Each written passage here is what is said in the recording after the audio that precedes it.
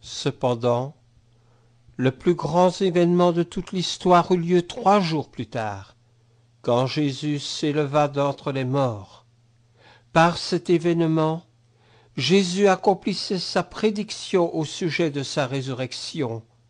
Il brisait le pouvoir de la mort et prouvait qu'il était le divin Fils de Dieu et le Sauveur du monde. Romains 1,4. Pendant 40 jours, Jésus fit de nombreuses apparitions pour prouver à ses disciples sans l'ombre d'un doute qu'il était bien ressuscité des morts.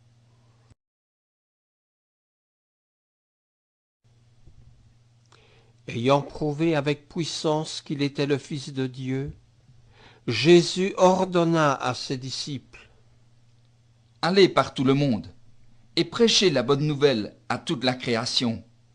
Celui qui croira et qui sera baptisé sera sauvé, mais celui qui ne croira pas sera condamné.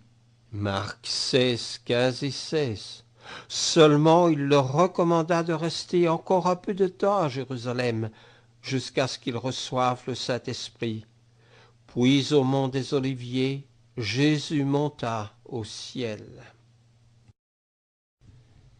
10 jours après que Jésus fut retourné au Père, les apôtres commencèrent à exécuter la mission que Jésus leur avait confiée.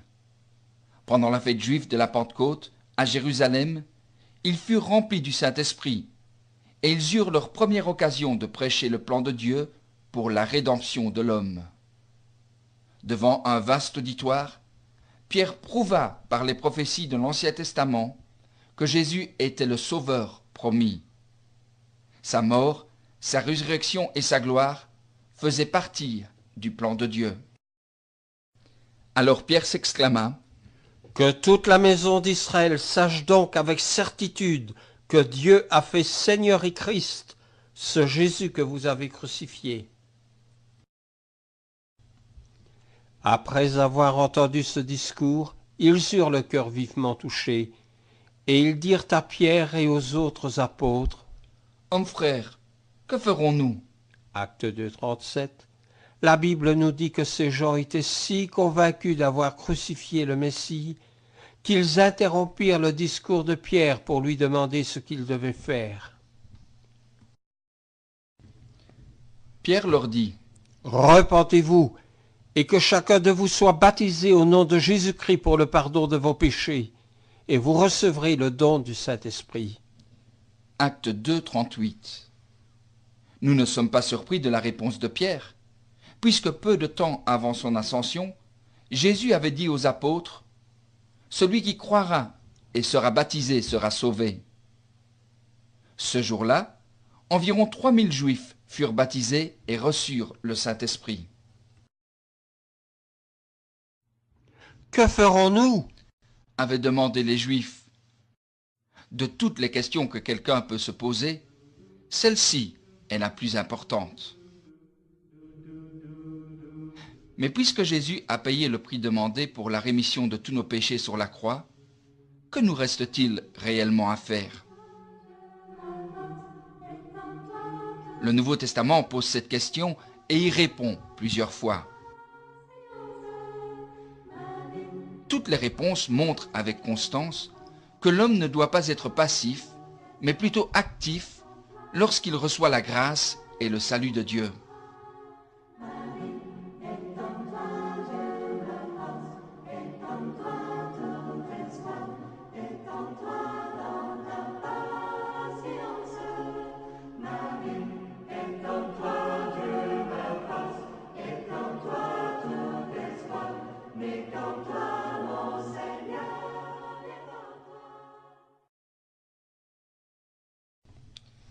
Cette même question Que dois-je faire?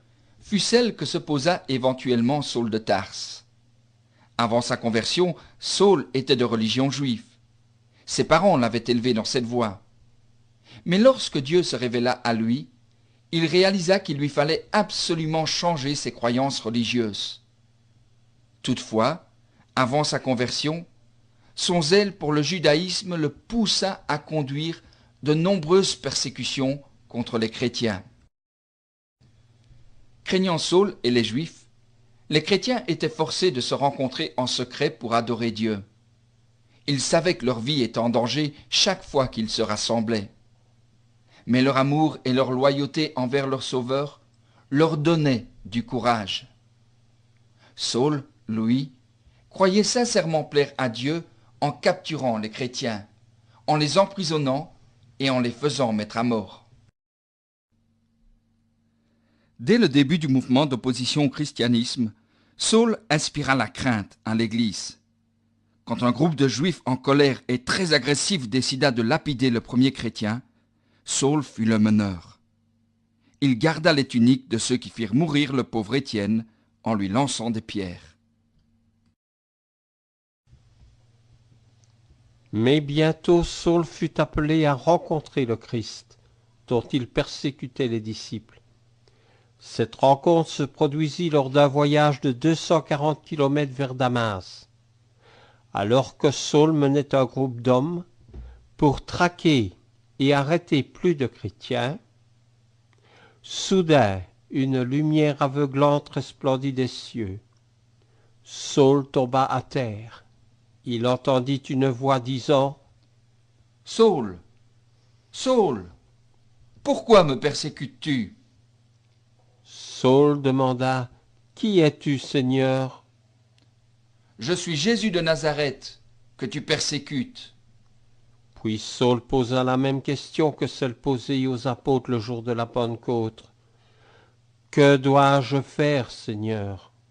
Jésus répondit « Lève-toi et entre dans la ville, et l'on te dira tout ce que tu dois faire. » Acte 9, 6.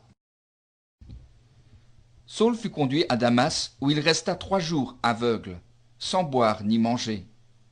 Même s'il était déjà un croyant repenti, on ne lui avait pas encore dit ce qu'il devait faire, comme Jésus le lui avait promis sur le chemin de Damas. La Bible nous dit donc que le péché de Saul n'était pas encore lavé par le sang de Jésus, en Acte 22, 11 à 16. Finalement, pendant que Saul priait, le Seigneur lui envoya le disciple Ananias, qui lui imposa les mains et lui rendit la vue. Sachant que cet homme était envoyé par Christ, Saul fut attentif pour apprendre ce qu'il devait faire. Ananias lui donna enfin la réponse du Seigneur.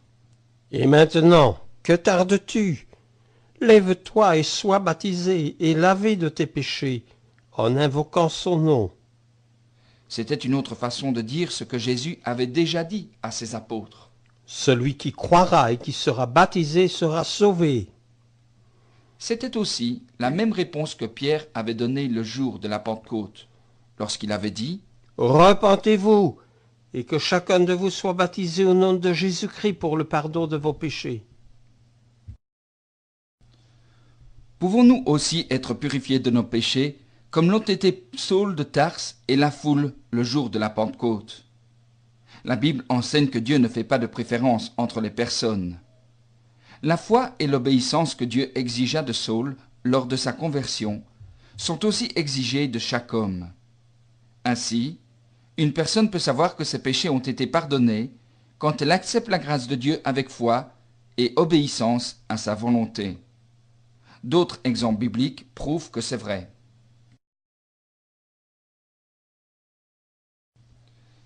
Les conversions que nous avons vues dans la Bible, à savoir les 3000 Juifs au jour de la Pentecôte et celle de Saul de Tarse, ont reçu la même réponse à la question « Que faut-il faire pour être sauvé ?»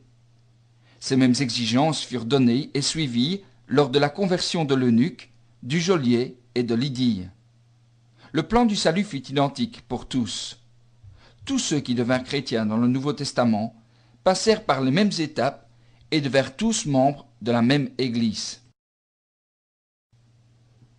En acte 8, Dieu envoya Philippe prêcher à un Éthiopien, qui était trésorier de la reine de Candace. Il était sur un char. Alors que Philippe parlait de Jésus à cet homme, ils arrivèrent à un point d'eau, et l'eunuque dit « Voici de l'eau. Qu'est-ce qui m'empêche d'être baptisé ?» Comme dans toutes les autres conversions, quand cet homme crut en Jésus par la prédication de Philippe, il voulut immédiatement être baptisé. Mais pourquoi?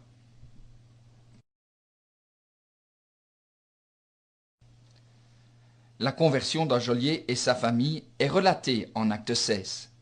Elle montre encore que tous les hommes, sans tenir compte des circonstances, sont sauvés par le sang de Jésus-Christ de la même manière. Ce geôlier incrédule, suite aux ordres de ses supérieurs, enferma Paul et Silas dans la partie la plus profonde de la prison, après qu'ils furent battus de verges parce qu'ils prêchaient le Christ. Vers le milieu de la nuit, Paul et Silas priaient et chantaient les louanges au Seigneur. Soudain, un tremblement de terre ébranla la prison et libéra tous les prisonniers. Mais aucun ne s'échappa. Voyant cela, le geôlier tomba aux pieds de Saul et Silas et supplia en disant « Que faut-il que je fasse pour être sauvé ?» Paul dit à cet incrédule, « Premièrement, crois au Seigneur Jésus-Christ. » Puis il commença à lui enseigner ainsi qu'à sa famille tout ce qu'il devait croire.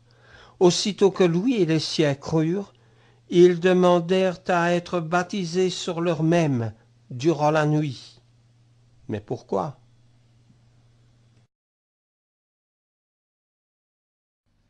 Notre dernier exemple est celui de Lydie, une marchande de pourpre. Elle était une femme très pieuse, car elle voyait les autres femmes pour prier au bord de la rivière. Quand Paul l'apprit, il alla à elle et lui parla de Jésus. Quand Lydie et les membres de sa maison crurent au Messie, eux aussi furent de suite baptisés. Mais pourquoi?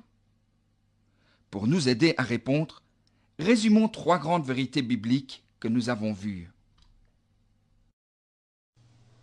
Premièrement, tout comme une brebis est perdue en dehors de la bergerie, ainsi tous les hommes sont perdus lorsqu'ils s'écartent de Jésus. Sans un sauveur, l'homme est condamné à une vie éternelle loin de Dieu, à cause de ses péchés. Romains 3,23 déclare « Tous ont péché et sont privés de la gloire de Dieu. » Après la mort, il n'existe plus aucune chance de salut. Deuxièmement, sachant que l'homme ne pouvait pas payer pour son propre péché, Dieu dans son amour envoya son Fils unique pour porter le poids de nos fautes sur la croix. En quelque sorte, tous les péchés commis de tout temps furent rassemblés en une montagne nauséabonde. La simple pensée nous en soulève le cœur. Lorsque le Fils de Dieu est allé sur la croix, il a supporté le poids de cet horrible fardeau, et il s'est écrié « Mon Dieu, pourquoi m'as-tu abandonné ?» Matthieu 27, 46. En fait, Christ subissait l'enfer que nous méritons, étant séparé de Dieu par la faute de nos péchés. Cette souffrance était beaucoup plus atroce que la douleur physique et la mort.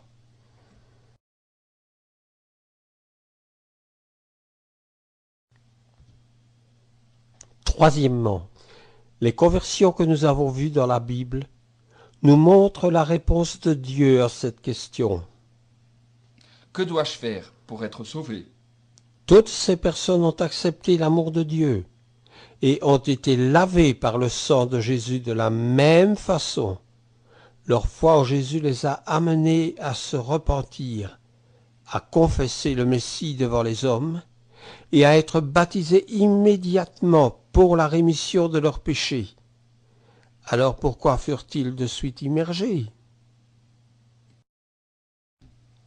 Pourquoi furent-ils tous baptisés dès qu'ils crurent au Christ? Tout d'abord, parce que Jésus avait déclaré « Celui qui croit et qui est baptisé sera sauvé. » Et ces paroles étaient suffisantes pour motiver sans tarder ceux qui aimaient Jésus-Christ et qui désiraient faire sa volonté. Mais il y avait plus que cela. Afin de mieux comprendre, utilisons une image de la vie courante.